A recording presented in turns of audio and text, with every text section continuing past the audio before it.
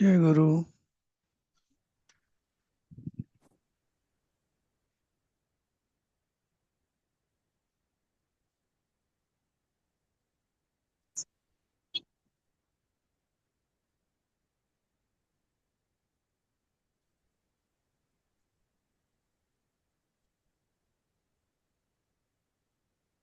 आलेत का सगळे? हा, जय नमस्ते. गुरु सर. जय जय गुरु गुरु ताई. मॅडम. जय गुरु. जय गुरु. काल आपण कुठपर्यंत काल आपण सुभाषित संपवली. सगळं झालं का? नाही, सुभाषित आहे. नंतर संधी आपण घेत होतो ना. सॉरी, संधी संधी संपवलं आपण. सॉरी. संधी संपवली. हो. मग पुढचं तुम्ही घेताय का सर? पुढचं हा, 12वा धडा घेऊया. काय संस्कृत. हरकत आहे. दोघं मिळून घेऊया, कारण मी अभ्यास नाही केला पुढचा अजून. थोडा केला, जास्त नाही केला. आम्हाला पण अभ्यास करावा लागतो ना. बरं, ठीक आहे. ठीक आहे, घेऊया. तेवढं. म्हणजे बघू किती जमतं ते आज. ठीक आहे ना. हो, चालेल. जस्ट आज जाण्याच्या परीक्षा आधी सुरुवात. माझी स्क्रीन दिसते का? हो हो, हो. दिसतीये ना. ओके. जस्ट स्वरसंधीचा एक मी टेब्युलर चार्ट बनवला होता. तर हे आपण आता शिकलेलो आहोत स्वरसंधीमध्ये. आणि त्याच्या हा पुढे जर कुठचाही स्वर आला तर त्याचं काय होतं, दीर्घ संधी, हा गुणसंधी. आणि परत सेम स्वर आला म्हणजे च्या पुढे ईच्या पुढे ई, तर जे काय होतं ते हा दीर्घ ई. तर बाकीचं आपल्याला येईल आपल्या कोर्समध्ये पुढे पुढे, तेव्हा आपण हे फिलअप करू. ठीक आहे. ह्याच्यामध्ये ओके तुम्हाला फक्त एवढं ओके दिसेल की थोडं ऍडिशनल आहे. आणि आच्या पुढे ओ आणि औ आलं तर दीर्घ औ होतो.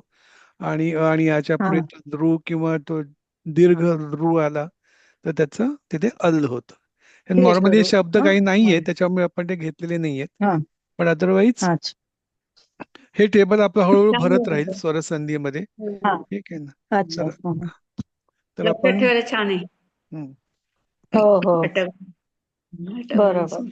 ठीक आहे. मग आपण आता पुढच्या पाठाकडे वळूया. तोपर्यंत हा. मी घेऊ शकते, पुढचे तुम्ही घालता. नाही, बघूया किती घेऊया. जमतं. घेऊया आपण, बघू काय जमतं तेवढं करू आता. ठीक आहे ना. हो, चालेल. चला. है ना. पहिले घेते मी. घ्या म्हणजे पहिले 5 अगदी नक्कीच घेते. घ्या घ्या, पहिले 5 हा घ्या. हा. चला, कोण वाचते? कोणाची टर्न आहे आता वाचण्याची? आपण परत सुरुवात करू पहिल्यापासून, हा, शेवटून आता सुरुवात आपण करू. लोकोक्ती घेतोय हा, संस्कृत लोकोक्ती. म्हणजे हा. संस्कृत मध्ये अशा उक्ती आहेत की म्हणी त्याचे अर्थ सहज ज्याला आपण म्हणी म्हणतो मराठीमध्ये त्या. म्हणी म्हणी बरोबर. ठीक आहे. म्हणी म्हणी संस्कृत मधल्या म्हणी म्हणूया आपण. उक्ती हा म्हणजे म्हण, बरोबर. तर हा. पहिला आता टर्न कोणाची सर? आपण परत झेड पासून सुरुवात करूया. चाल. अपर्णा म्हात्रे आहेत. घ्या अपर्णा म्हात्रे.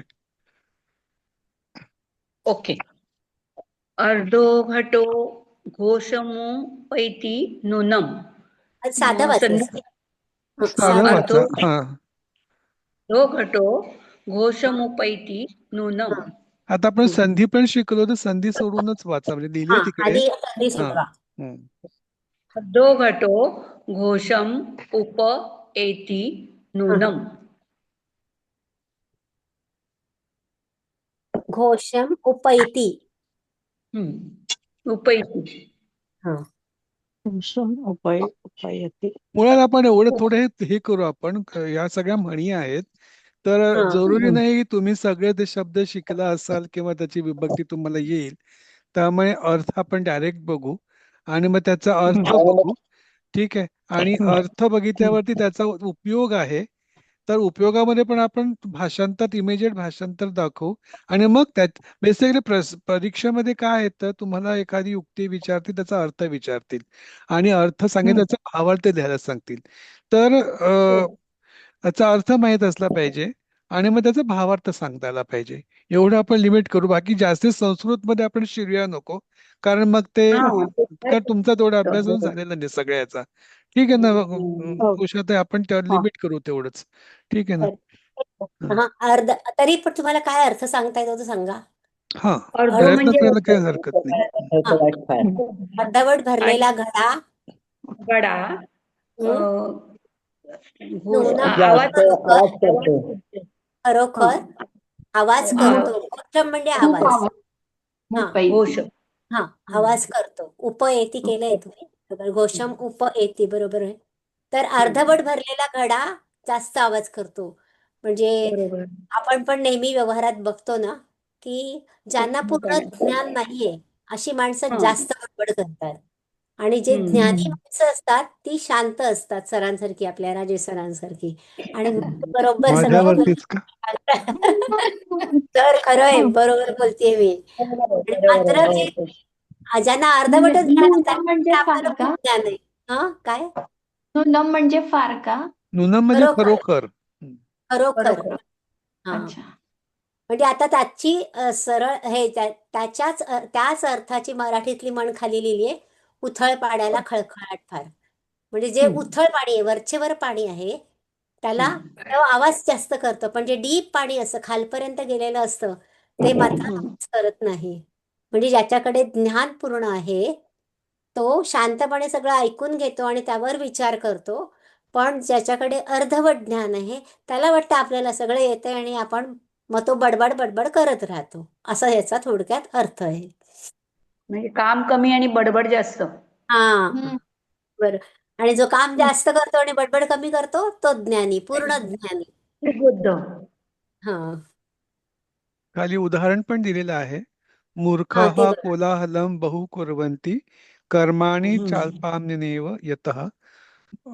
यतः म्हणजे जसे, अर्धो घटो घोषमुपैति नूनम, पूर्णो घटो नैव करोति शब्दम. म्हणजे याचा अर्थ आहे, मूर्ख माणसे खूप गोंधळ करतात परंतु प्रत्यक्षात कामे मात्र अतिशय कमी करतात. हे अगदी तसेच आहे जसे आता आपली वरची ती उक्ती आहे ती आधी, अर्धा भरलेला घडा खरोखर जास्त आवाज करतो, पण जो घडा पूर्ण भरलेला असतो तो मुळीच आवाज करत नाही. त्याचा भावार्थ काय होईल सांगा बरं? हे सांगितलं आत्ता तेच आहे. बोललो ना. तेच हा आहे. पण आता पाण्याला हा, हा, काम कमी आवाज जास्त. बरोबर. म्हणजे आपण एक तर ज्ञानाची खोली, म्हणजे ज्या व्यक्तीकडे ज्ञान कमी असते ती व्यक्ती स्वतःचे मोठेपण सिद्ध करण्यासाठी खूप बडबड किंवा गोंधळ करते. या नको ती उलट उदाहरणं देत बसतात. या उलट ज्ञानी आणि अनुभवी व्यक्ती शांत राहून आपले कार्य सिद्ध करते. तुम्ही लोकसभा किंवा राज्यसभेचं कामकाज कधी बघितलंय का? हल्लीचं काय हो, वाटायला हो. नको. तिथे आपल्याला कळतं की ज्ञानी कोण आहे आणि अज्ञानी कोण आहे. हं. खरंय खरंय. किंवा काहीच परीक्षेला प्रयोग येणार. नाही प्रयोग तुम्ही बघूच नका. जर जास्ती डिफिकल्ट वाटलं तर हा फक्त तुम्ही कुठे वापरू शकता ह्याच्यासाठी आहे. ठीक आहे, तुम्ही ते स्किप केलं तरी चालेल.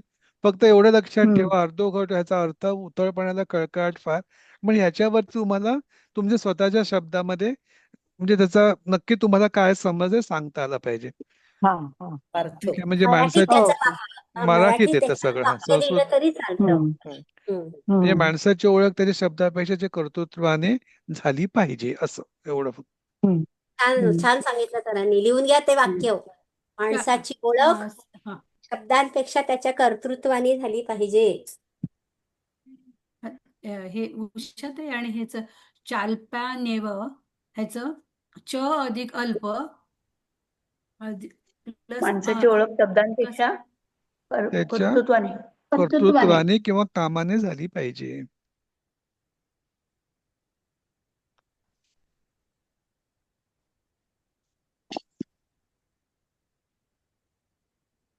ओके. तुम्ही तो प्रयोग मध्ये जे आहे त्याच्यामध्ये जास्ती कॉन्सन्ट्रेट नका करू, कारण ते काही विचारणार नाहीत, विचारतही नाही नाही आणि ते कठीण पण वाटतं जरा. हा ते शब्द कठीण सगळे आहे. माहिती ते फक्त त्याने ज्यादा खूप संस्कृत त्याने ते उदाहरण म्हणून दिलेलं आहे. फक्त तिथे आहे म्हणून त्याचा अर्थ दिला, फक्त तुम्हाला माहित असण्यासाठी म्हणून, किंवा मदत करेल तुम्हाला की बाबा आपण खबरदार म्हणून काय काय देऊ शकतो म्हणून ते दिलेलं आहे त्याच्यामध्ये. ठीक आहे. मी म्हटले फोड करायची संधीची हो, फोड नाही करायची. नाही नाही नाही नाही नाही नाही म्हणजे परीक्षा तरी काही विचारणार नाही, तुमच्या ज्ञानासाठी वगैरे तुम्ही चालेल. प्रयत्न केला तर काही हरकत नाही. ठीक आहे, पण आपण त्याची जास्त कॉन्सन्ट्रेट करूया नको, कारण मग आपला मेन बरोबर. उद्देश युक्ती आणि त्याचा अर्थ आणि त्याचा भावार्थ समजण्यात आहे. बाकी उदाहरण मग तुम्ही तुमचं स्वतःच घालू शकता तुम्हाला असं वाटतं तसं, संधी पण किंवा लिहायला हवा ना सर? नाही गरज नाही गरज नाही गरज नाही. ते गरज वाक्यच येणार नाहीये तर हा फक्त ती उक्ती विचारणार फक्त उक्ती हा. विचारणार, त्याचा अर्थ विचारतील आणि तुम्हाला भावार्थी विचारायला सांगतील. आणि हा हो. तुम्हाला काय समजलं ते तुम्ही काय सांगायचं समजलं त्याच्यात. तुम्ही तुम्ही आणि सगळं मराठीत लिहायचं आहे मुख्य म्हणजे. ओके. अच्छा. ठीक आहे ना. सर दुसरं हा. घोषम जसं लिहिलं आहे हम्म. तिथे शमच्या इथे म पायमोडा पुढे लिहिला आणि श वर पूज्य नाही दिला तर चालतं का घोषम लिहिलं की? चालेल चालेल तर चालतं. चालेल. पण सर जनरली शेवट आल्यानंतर शेवटी असल्यानंतरच वापरतात ना शब्दाच्या शेवटी हो, पण असलं तर. आपण अजून तेवढं व्याकरणाच्या नियमामध्ये घुसलेलो नाहीये ना, त्यामुळे तुम्हाला जेवढं हा. समजतं तेवढंच लिहा असं. अच्छा. दोन्ही लिहिले तरी चुकीचं काहीच नाही. पुढे जाऊया. कोणाचा तरी आवाज फार येतोय. सर हा ते आहे. उपयेतीचा काय अर्थ? काय ते तो येतो आवाज असं. घोषमुपैति नूनम. उपैती म्हणजे हा, करतो उप किंवा म्हणजे हा, काय? उप उपैती म्हणजे मला वाटतं सर उपैती असा शब्द आहे. उपैती नसेल बहुतेक. उपैती आहे शब्द तो ऍक्च्युली. हा उपैती आहे हे उपैती आहे ना काय ते हा. क्रियापद आहे मला वाटतं. म्हणजे आपण करतो सरांना किंवा विचारू. प्राप्त होतो असा अर्थ आहे हा त्याचा. प्राप्त होतो. ठीक चला आहे, दुसरं. पुढे सरकूया. कोणाची टर्न आहे वाचा. मला वाटतं रॅन्डम वाचूया म्हणजे विनाकारण, कारण मला ते कॉन्सन्ट्रेट नाही करता चालेल. येणार. हा. मीच वाचते मग. अलब्ध लाभो न आलसस्य. अलसस्य. अलसस्य म्हणजे आळशाची. जो आळशी माणूस आहे त्याचा. अलब्ध लाभो म्हणजे इतरांनाच काही मिळत नाहीये तर आळशी माणसाला काय मिळणार. म्हणजे जे मिळण्यास कठीण आहे. अलब्ध म्हणजे मिळण्यास कठीण असलेलं. लाभ तो मिळत नाही कोणाला, आळशीला.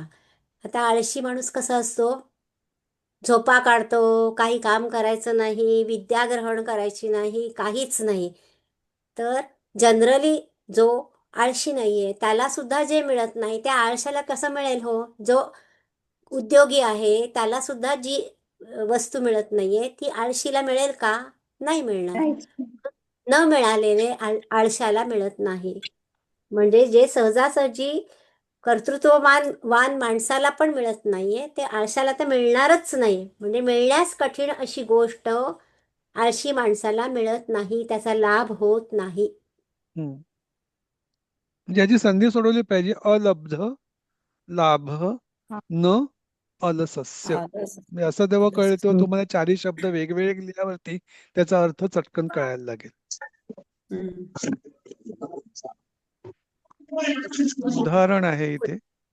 हं. सखे उत्तिष्ठ यतस्व यतः पुढे न भवती अलब्ध लाभो अलसस्य. म्हणजे हे मित्रा आता उठ, प्रयत्न करायला सुरुवात कर, कारण आळशी माणसाला ज्या गोष्टी अद्याप प्राप्त झालेल्या नाहीत त्या कधीही मिळत नाहीत.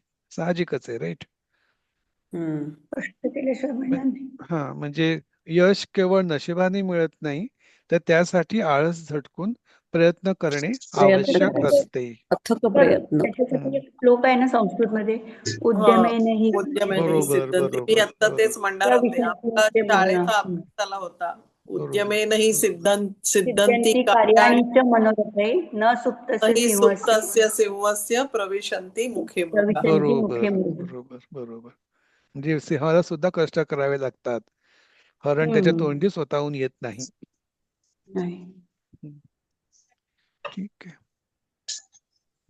म्हणजे ज्या गोष्टी आपल्याकडे नाहीत आणि ज्या आपल्याला मिळवायच्या आहेत त्याच केवळ कष्टानेच साध्य होतात.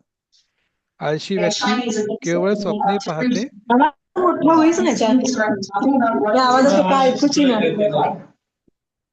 कोणाचा तरी फार आवाज येतोय. कोणाचं माईक चालू आहे. बंद करा सगळ्यांनी माईक आणि ज्याला विचारतील त्यांनीच उत्तर द्या.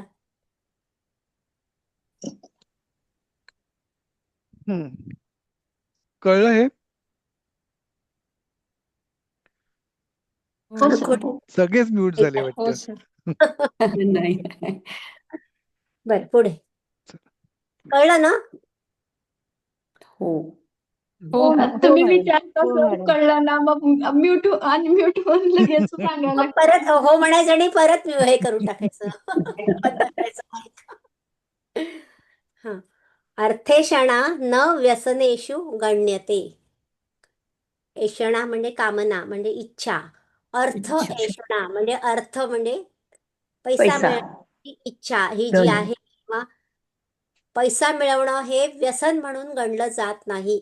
धनप्राप्तीची इच्छा हे व्यसन म्हणून गणलं जात नाही, व्यसन म्हणून मानलं जात नाही. म्हणजे थोडक्यात काय सांगायचंय ह्याच्यामध्ये की तुम्ही प्रयत्न करा, कष्ट करा, यश मिळवा आणि यश मिळवा आणि पैसा मिळवा. मेन म्हणजे काय, पैसा कशासाठी लागतो?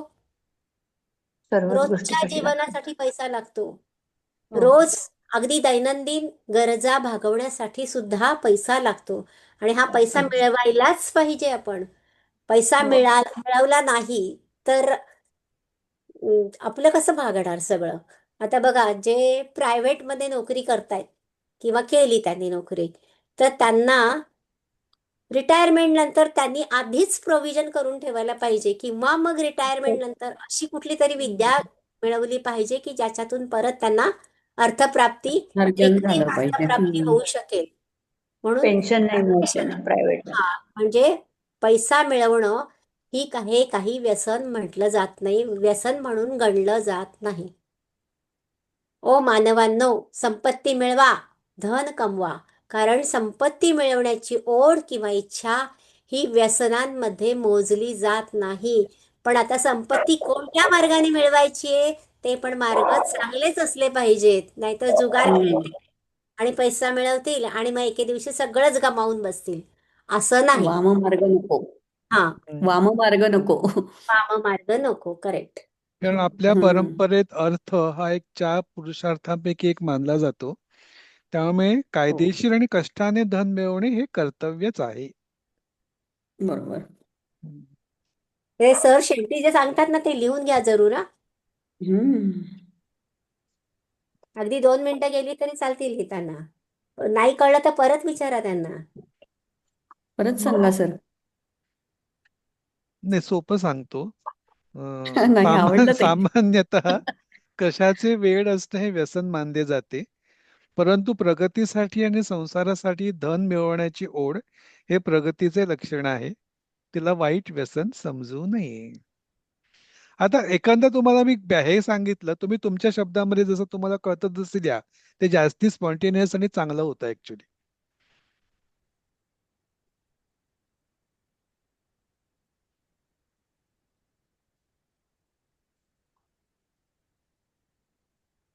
जाऊया पुढे. लिहून झालं की सांगा कोणीतरी एकाने. असं लिहिलं तर कष्टाने धन मिळवणे क्रमप्राप्त आहे.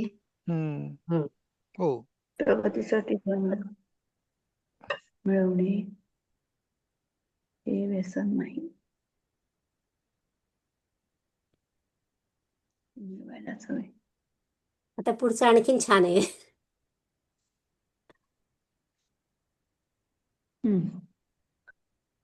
चला. अनुरागः तु फलेन सूच्यते. अनुरागः म्हणजे प्रेम. आता प्रेम कसं काय सुचवलं जातं? तर काहीतरी कृती करूनच. फलेन सूच्यते म्हणजे मनातील प्रेम हे कृतीने स्पष्ट होते. तर हे बघा, म्हणजे नवरा बायकोंचं प्रेम हे एवढं नुसतं जरी आपण उदाहरण घेतलं तरी सुद्धा तुम्ही म्हणजे बायकोने नवऱ्यासाठी केलेला त्याग किंवा नवऱ्याने बायकोसाठी केलेला त्याग हे त्या एकमेकांवरचं प्रेम व्यक्त करण्याचं कृती आहे. ही कृती बरोबर. रिटायरमेंट नंतर सुद्धा बायकोनी नवऱ्याला मदत करणं, नवऱ्यानी बायकोला मदत करणं, कारण दोघांची वय वाढलेली असतात आणि प्रत्येकाचं स्पीड कामाचा कमी झालेला असतो. त्यामुळे एकमेकांना मदत करणं हे सुद्धा एकमेकांवरील प्रेम व्यक्त करण्याची कृती आहे ही. हा, नुसतंच माझं तुझ्यावर प्रेम आहे, माझं तुझ्यावर प्रेम आहे नुसतं म्हणून चालत नाही. हल्ली जास्त होतं ते. I love I you, love I you, I love you. काही उपयोगाचं नाही ते आय लव्ह यू. तर काही खरंच ना. उपयोगाचं नाही. लग्नानंतर किंवा ज्यांची भांडणं अशी किंवा सुरू होतात बरोबर. किंवा प्रत्यक्ष स्टेटस. कृतीतूनच व्यक्त झालं पाहिजे. बरोबर. स्टेटस आणि लाईक करा, माझ्या याला लाईक करा. अगदी अगदी हो ना. हे प्रत्यक्षात काही रोज प्रेम भांडत व्यक्त असतील. करण्याचे साधन नाहीये. अगदी नाही, बरोबर. बरोबर. खरं म्हणजे खरं प्रेम त्यागाने व्यक्त होतं. हा असं म्हणतात की खरं जे प्रेम आहे ते त्यागाने व्यक्त होतं. म्हणजे बरोबर. कृती पाहिजे. तुमच्या मनात खरंच जर प्रेम आहे तर ते स्पष्ट होण्यासाठी तुम्ही तशी कृती केली पाहिजे, सिद्ध करून दाखवलं पाहिजे की हे खरंच बरोबर. माझं प्रेम आहे. हं. सर काहीतरी छान बोलाल आता तुम्ही. हा हो. तर मी काही कृती बोलकी असते. केवळ शब्दांनी प्रेम व्यक्त करण्यापेक्षा कृतीतून, ते सुद्धा परिणामातून ते सिद्ध करणे जास्त महत्वाचे असते.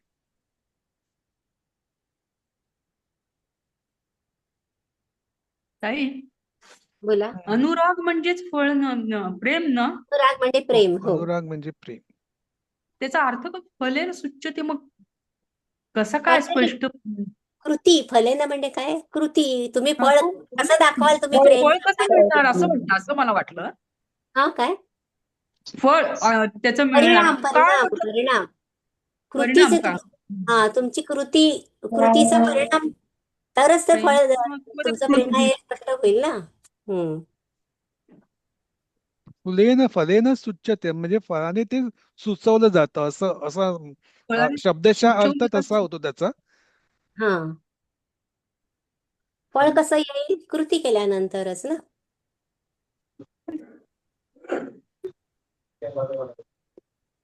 त्या कृतीने. कृतीने. हा. प्रयोगाचा अर्थ. माईक सगळ्यांचे चालू आहेत. हम्म.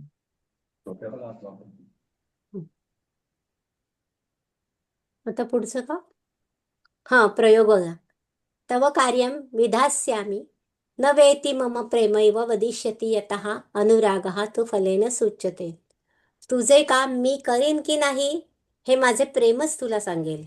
कारण प्रेमाची प्रचिती ही बोलण्यावरून नाही, तर कार्याचा जो परिणाम म्हणजे फळ आहे त्यावरूनच दिसते. हम्म. खूप फास्ट होतंय का? नाही होते. बरोबर आहे. ते लिहू देत त्यांना, ते वाक्य पाहिजे हा, असेल तर. लिहायला जरा वेळ. थोडा वेळ लागेल सर. हा, म्हणजे तुम्ही हे चालेल. युसेज जो प्रयोग आहे त्याचा अर्थ जो आहे ना, तो फक्त तुम्हाला हा. समजण्यासाठी करा. हे वाक्य वगैरे हे संस्कृत वाक्य लिहायची काही गरज नाहीये. हम्म. फक्त मेन जो आहे उक्ती ती आणि त्याचा अर्थ आणि मग भावार्थ एवढंच. हम्म. आणि मग तुमच्या प्रतिभेने तुम्ही लिहा, म्हणजे मराठीतच लिहायचंय आपल्याला.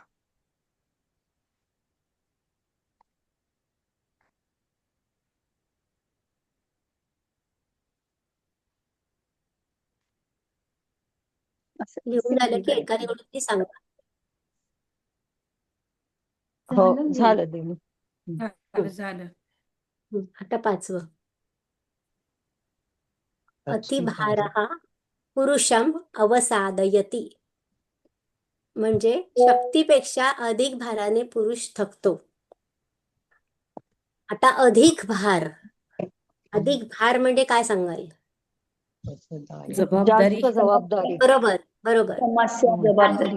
हो, जास्त जबाबदारीने किंवा जास्त ताण. हल्ली बघा मुलं स्ट्रेस. आपली IT मध्ये काम करतात. किती स्ट्रेस. स्ट्रेस असतो त्यांना. हा. हो ना. प्रेशर. संध्याकाळी रात्री घरी आल्यावर बोलायची पण ताकद नसते किंवा 2 घास खायचं पण त्यांना कंटाळा येतो. का तर बरोबर. ते अतिभाराने थकलेले असतात. म्हणजे तरुण मुलांचे सुद्धा हे हाल होतात. तर शक्तीपेक्षा म्हणजे जो जास्त ताण त्यांच्यावर येतो ना, की एवढं त्यांना ते काम कंप्लीट करण्याचं टार्गेट दिलेलं असतं. अमुक वेळेत अमुक दिवसात एवढं कंप्लीट झालंच पाहिजे आणि त्यामुळे ते जास्त थकतात. जास्त मानसिक हा, जास्त थकतात. मानसिक तर आहेच. हो. आणि बघा ना, काही घरांमध्ये फक्त पुरुषच एकटा कमावणारा असतो. तर त्याला किती जबाबदाऱ्या पार पाडायच्या असतात. त्याला तर समजा त्याच्या आई वडिलांना पैसे पाठवायचे असतील, आपल्या कुटुंबाच्या जबाबदाऱ्या पार पाडायच्या आहेत, आपल्या मुलांना शिकवायचंय. आज शिकवणं म्हटल्यावरच किती मोठा खर्च आहे. अक्षरशः छोट्या छोट्या हो. मुलांना प्रायव्हेट शाळांमध्ये घालतात तर लाख लाख रुपये फी भरावी लागते. आहे अगदी बरोबर, खरंच हा आहे. तर हा पैसा त्यांनी कसा म्हणजे एवढा कसं मॅनेज करायचं आणि कुटुंबाला कसं सांभाळायचं, त्यातनं परत कुटुंबाचा विकास करायचा, त्यातनं त्याला घर घ्यायची इच्छा असते किंवा आणखीन काही काही इच्छा असतात. तर हे सगळं तर इतके ताण त्याच्यावर असतात त्या पुरुषावर, तर त्याच्यामुळे तो थकून जातो. म्हणजे शक्तीपेक्षाही जास्त भाराने, जास्त ताणाने पुरुष थकतो. पुरुष म्हणजे फक्त इथे पुरुषच नका घेऊ, कोणीही हा. कोणीही स्त्रिया पण पर्सन म्हणूया आपण, हा हा व्यक्ती. ऍक्च्युली संस्कृतमध्ये पुरुष हा शब्द आपण जसा मराठीमध्ये मेल वापरतो तसा नाहीये. नाहीये. हा. हम्म. व्यक्ती व्यक्ती पर्सन. नवजात. अवसादयती म्हणजे थकून जाणे. ठीक आहे ना. म्हणजे त्याच्या शक्ती बाहेरचं काम तेव्हा त्याला करावं तत्ववान लागतं. व्यक्तीला पुरुष असं कन्सिडर केलं जातं ना, हम्म. ती बाई असली तरीही. तरी हो. हम्म. हल्ली बायकांना जास्त काम असतं. घरी पण बघा, ऑफिस अवसाद पण यती म्हटलं की तो वाद अवसाद नको आता, पायमोडा वाद धरून तो नको, बायका पुरुषांचा वाद नको, बंद. अवसाद नाहीतर मग पायमोडा आपल्याला येतो आणि यती असा पुढे येतो, असं संधी होत असेल. नाही, अवसाद येते. संधी नाही येते. अवसाद अवसान येते. जळलंय असं म्हणतो ना आपण, हा. तसा तर नसेल हा शब्द. आला असेल पण इथे तसं वेगळा सही संधी नाहीये. ठीक आहे ना. अवसान घातली असं म्हणतो म्हणून म्हटलं. हम्म. तर याच्यामध्ये दोन गोष्टी आहेत ऍक्च्युली. एक तर मर्यादेचं महत्व आणि बॅलन्स ऑफ लाईफ आपण ज्याला म्हणतो ते. म्हणजे कोणतेही काम करताना स्वतःच्या शारीरिक आणि मानसिक क्षमतेचा विचार करणे आवश्यक आहे. मर्यादेबाहेर केलं तर ते कष्ट आरोग्यासाठी घातक ठरतात. हे मर्यादेचं महत्व झालं. आणि दुसरं म्हणजे बॅलन्स, म्हणजे अति सर्वत्र वर्ज्यते या नियमानुसार कष्टाचे देखील योग्य नियोजन असावे, अन्यथा ते लाभाऐवजी हानी किंवा रोग पोहोचू शकतात. ते ह्यांचं उदाहरण बघा, ते डॉक्टर कोण होते ते, नीतू मांडके. नीतू मांडके. हम्म. तर किती त्यांना हॉस्पिटल उभारायचं होतं आणि त्यामुळे ते स्वतः हार्ट सर्जन होते. त्यांनी बाळासाहेब ठाकरेंची शस्त्रक्रिया केलेली होती. म्हणजे अनेक आजारी लोकांना जीवनदान दिलं आणि त्यांनाच कळलं नाही की ह्यांनी आपल्या हृदयात कधी घर केलं. म्हणजे शेवटच्या क्षणी सुद्धा त्यांना सांगावं लागलं की हे औषध मला द्या, ते औषध मला द्या, माझं असं करा, तसं करा. पण तरीही तो माणूस काही राहिला नाही. कारण का, तर अति कष्टाने ते दमले. नीतू मांडके अति कष्टाने दमले. म्हणजे त्यांना हॉस्पिटल उभारण्याची जे ध्येय त्यांनी बाळगलं होतं आणि त्याच्यासाठी ते पैसा पैसा पैसा गोळा करत होते. पण बिचाऱ्यांचंच शेवटी देवालाच दया आली आणि त्यांना घेऊन गेले असं म्हणायला पाहिजे आपण. इतके कष्ट देवाला बघितले गेले नाहीत त्यांचे. ते अंधेरीला जे कोकळूबाई जे आहे अंबानीने घेतलं ते खरं मांडकेंचंच होतं ते. हो हो हो हो हो ना. पण म्हणजे त्यांच्या आयुष्यात ते पूर्ण झालं नाही बिचाऱ्यांच्या झालं आयुष्यात. नाही. हम्म. इतके म्हणजे ते ना एक्सरसाइज वगैरे पण करायचे म्हणे सकाळी उठून वगैरे. पण ते त्यांच्या शरीराला किंवा ते मनाला खूप इतकं बारीक होते त्या मानाने, फिट ते बघितलं नाही म्हणजे मी बारीक होते का नाही, मी बघितलं कसं. ना, नॉर्मल होते म्हणजे तसं काही हे नव्हतं. म्हणजे नॉर्मल एकदम होते, जॉली असे होते. जाणे वगैरे असले नव्हते. नाही, जॉली होते पूर्ण. इथे पार्ल्यातच राहायचे, आमच्या जवळच राहायचे. हो का. हम्म. अतिरिक्त भार नंतर काय आहे सर ते प्रयोगात शेवटची लाईन ती, तिकडचं मला अतिरिक्त दिसत भार नाही. किंवा अति हा कष्ट अति कष्ट मनुष्याला शारीरिक व मानसिक दृष्ट्या थकवून टाकतात. खाऊन टाकतात. अतिभार किंवा अति कष्ट ना. हम्म. शारीरिक माणसाला शारीरिक आणि मानसिक दृष्ट्या थकवून टाकतात.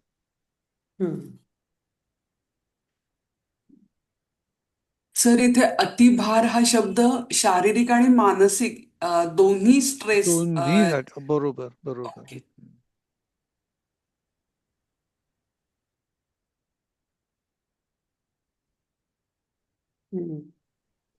संस्कृतात किती एक 2 शब्दांची ओळ आहे ती किंवा ती उक्ती आहे, परंतु किती मोठा अर्थ भरलेला आहे बघा ना. बरोबर. तुम्ही आता गीतेच्या क्लासला जॉईन झालेला आहात का तुम्ही सगळे? नाही नाही नाही. सर काय सुंदर शिकवताय, तुम्ही खूप मिस करताय सगळेजण. हो ना. मग पण काय नाही आता सगळं शक्य सगळे नाही म्हणून मी नाही घेऊ शकले. सगळं एकदम नाही जमणार म्हणून कुठल्या तर ते कॅफेला जॉईन 40 मिनिटं 45 मिनिटं कशी जातात आम्हाला कळतच नाही अजिबात. पण हो. मूड आलेले एवढं आणि एकेका शब्दाचे इतके सुंदर अर्थ सांगतात ना सर, इतकं हा. म्हणजे नॉलेजेबल माणूस आहे ना आपले सर, म्हणजे देवल सर, म्हणजे बाप रे, खरंच म्हणजे त्यांच्या पुढे ना मस्तक झुकतं. नाही खरंच ना, आम्ही सुदैवी की तुमच्यासारखी लोक आम्हाला आता मिळाली आहेत मार्गदर्शन करायला. अगदी खरं, अगदी खरं. अगदी खरं, खरंच. फार म्हणजे आता सरांचा क्लास अटेंड केला ना तर अजून अंगावरचे शहारे असे गेलेले नाहीयेत. इतकं सुंदर सांगतात आणि त्या श्लोकामध्ये इतका गहन अर्थ भरलेला असतो. आपल्या पुस्तकामध्ये नुसतं ढोवळ अर्थ दिलेला असतो, पण आतमध्ये जो अर्थ आहे ना तो सर सांगतात आणि त्यामुळे ते इतकं सुंदर होतं ना, त्याच्यावरचं सरांनी सांगितलेलं प्रत्येक श्लोकावरचं विवेचन फार सुंदर होतं अगदी. ताई युट्यूबवर आहे का होते? म्हणजे आम्ही ऍटलीस्ट ऐकू, एक्झाम नाही आहे ना, देणार, आहे ऐकायला ना, काय हरकत आहे? आहे. हा, मग ऐकायला काय हरकत आहे? हो हो. आणि दुपारी वगैरे असं, कारण असं पुढचं एका मागून एक होत नाही ना पॉसिबल. आता पुढचं वाक्य बघूया. अग्निदाहात अपि विशिष्टम वाक् पारुष्यम. वाक् पारुष्यम म्हणजे कठोर बोलणे.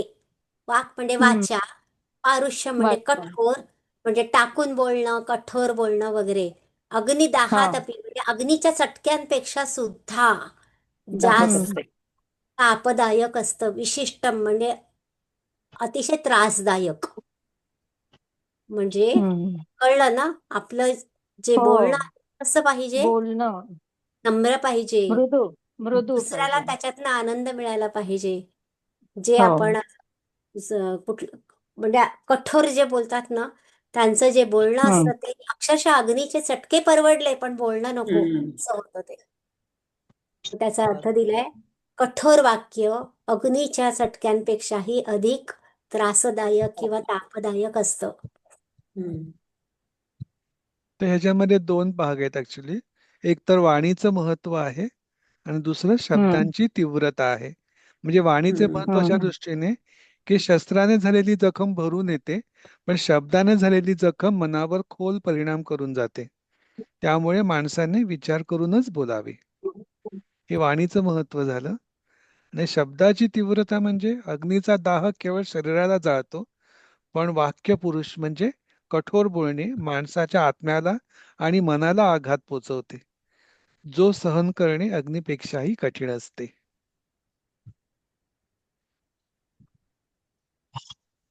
म्हणून म्हणलं जातं ना, बोलून विचार करून बोललं पाहिजे, बोलून विचारात नाही पडलं पाहिजे.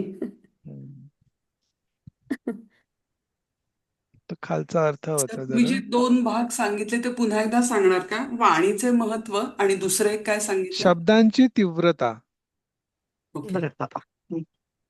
सर आणि ते वाणीचे महत्व म्हणजे ते पण म्हणाला, ते पण वाणीचे महत्व असं की शस्त्राने झालेली जखम भरून येते, पण शब्दाने झालेली जखम मनावर खोल परिणाम करते. त्यामुळे माणसाने विचार करूनच बोलावे.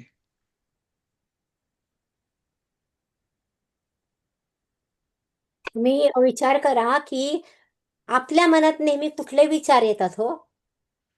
कोणीतरी मला असं बोललं, माझा असा अपमान केला, मग मला असं बोलता कामा नये होतं वगैरे वगैरे, असेच विचार जास्त करून येतात ना.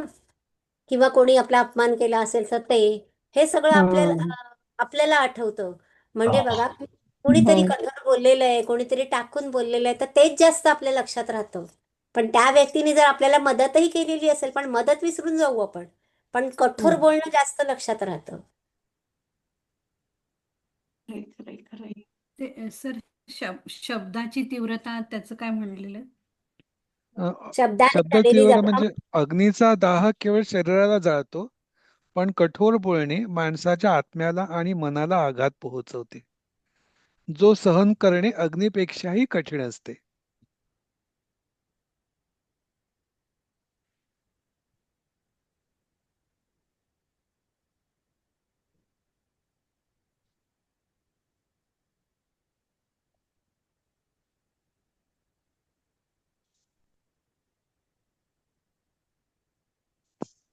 विशेषतः तरुण होणाऱ्या मुलांना त्यांच्याशी बोलताना फार जपून बोला. कारण त्यांची मनं एक तर मोबाईलमध्ये घुसलेली असतात. काय काही म्हणजे काय त्यांनी वेगवेगळे अनुभव घेतलेले असतात त्या मोबाईलमुळे.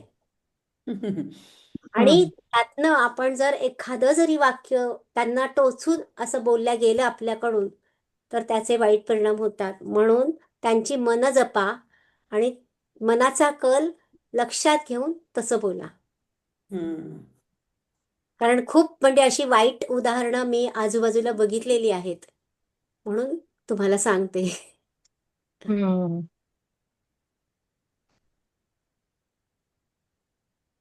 तस्य वाक्शल्येन पीडितः सहा मूर्छितः अभूत. बघा, तो असा कठोर बोलला की त्याच्यामुळे ज्याला बोलला ती व्यक्ती मूर्छित झाली. एखादा बाण लागावा तशी. हा विशिष्टम वाक्परुष म्हणून असं म्हटलेलं आहे.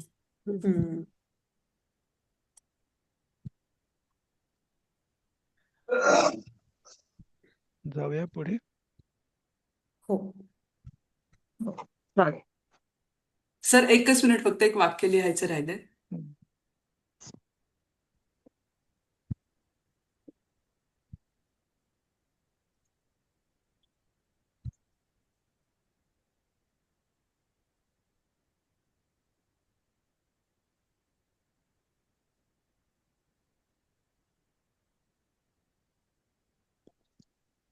या उक्तींचा संधी विग्रह पण लक्षात ठेवा, कारण संधी विग्रह केल्यावरती अर्थ चटकन ज्ञानात येतो. कारण परीक्षेत तुम्हाला ओरिजिनल वाक्यच येईल, तेव्हा इमिजिएट कदाचित स्ट्राईक नाही होणार. तर तुम्हाला संधी सोडवता आली तर ते तुम्हाला जसं अग्नी दाहात अपी, पारुष्य म्हणजे ह्याचे कळून जाईल. म्हणजे थोडं 2-3 शब्द कळले तरी त्या उक्तीचा अर्थ समजून जातो ऍक्च्युली.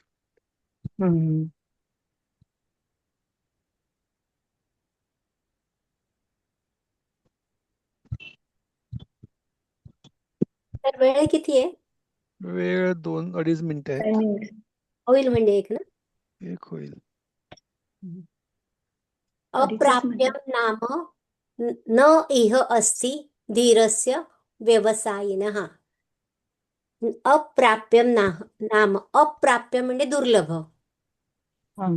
कोणाला दुर्लभ काही नाहीये, तर जो धैर्यवान आहे, धीरस्य धैर्यवान माणूस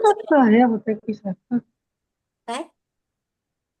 आणि व्यवसायिनः म्हणजे उद्योगी, सतत उद्योग करणारा आणि धैर्यशाली माणसाला अप्राप्य असं काहीही नाही.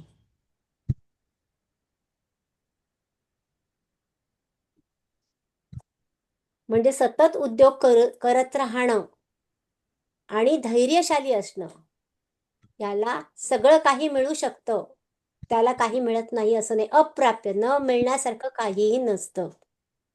कुठली वस्तू दुर्लभ आहे? धैर्यवान आणि उद्योगी माणसाला. जपानचं उदाहरण बघा ना. जपान 2 अणुबॉम्ब टाकल्यानंतर जपानची परिस्थिती काय झाली होती? अक्षरशः लोकांचे हात पाय तुटले होते आणि त्याचा परिणाम किती वर्ष राहिला होता. पण आज जपान परत पहिल्या नंबरवर का? वृक्षाप्रमाणे अहो, तिथे मी असं ऐकलं की तिथे जर संप करायचा असेल ना, असं समजा शूजची फॅक्टरी आहे आणि त्या शूजच्या फॅक्टरीतल्या लोकांना जर संप करायचा आहे आपल्या पगारवाढीसाठी, तर ते काय करतात माहितीये का? उत्पादन जास्त करून ठेवतात. हा, म्हणजे असं करतात तिथे लोक. आणि आपल्याकडे बघा काय होतंय ते. जाऊ दे, न बोललेलं. आपल्याकडे काम टाळण्याचीच वृत्ती जास्त आहे, काम करण्यापेक्षा काम टाळण्याचीच वृत्ती जास्त आहे. आणि हे मी लाडक्या बहिणी बघितलंय. हा लाडक्या बहिणी आहेत सगळ्या. सोडून द्या. बघा, अर्थ काय याचा? धैर्यशाली आणि उद्योगी माणसाला कोणती वस्तू दुर्लभ आहे? आता प्रयोग त्याचा. स्वराज्य प्राप्त्यर्थम गांधी महात्मा निरंतरम यतते स्म अवसाने स च उद्देशम प्राप्नोत यतः अप्राप्यम नाम न इह अस्ति धीरस्य व्यवसायिनः. आता त्याचा अर्थ, महात्मा गांधींनी स्वराज्य मिळवण्यासाठी सातत्याने प्रयत्न केले.